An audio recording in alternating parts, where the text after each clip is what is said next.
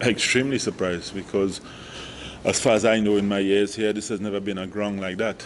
I don't know what's the position over on the other side, but it was really bad. And after 2 days of sun, and when I saw it yesterday morning, I couldn't believe how bad it was. So I don't know what the position is there and what caused that, but surprised because I've never expected that here.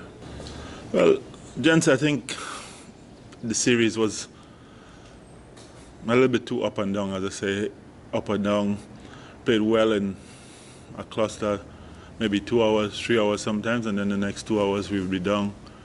And I think that was for me, the major disappointment is that we've shown that we can do things, but not consistently enough. Batted well in Jamaica, but went and did the same thing we did in the first test, in the third test. So, like for that, I think it's disappointing that we weren't consistent enough. I think in some cases you have to adjust techniques, which is a sad thing because it's something that we should be doing at a level below. I think the same thing with mentality, because I think when we come up here, it's a lot harder to get runs and to get wickets. I think at our domestic level, it's a lot easier. So that patience and that time at the crease and thing. If we bat 2 sessions in a domestic, a lot of the guys who play in here would have 100 or more.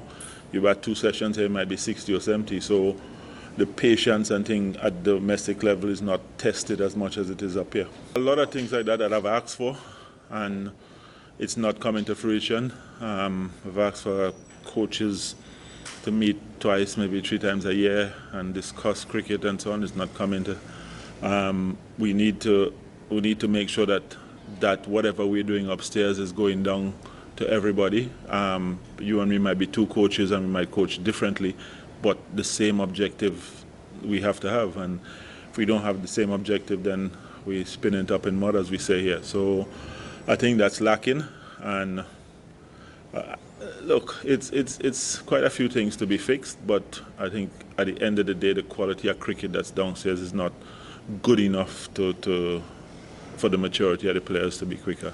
Well, his test career still stands there. They are pushing him, which is nice, because before, when you have people pushing you from outside, you either get pushed out or you lift your game. So I think it's a case you have youngsters pushing him now, and that's good for the team. The same thing with Shannon, with a few young fast bowlers maybe coming out. Jason, everybody, you need that second team that's up to the standard to push at people so that they continue to produce. West Indies team, the great West Indies team had that, the great Australia team had that, so that's what we need here.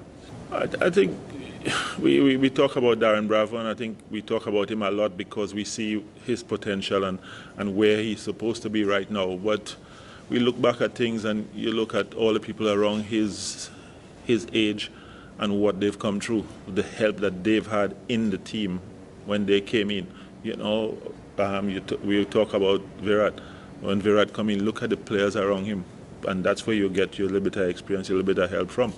Bravo's had to turn up and be the senior player, and I think sometimes that affects people. So, but no doubt about it, he's working extremely hard on trying to get his game together and trying to score runs as he did when he just came into the team.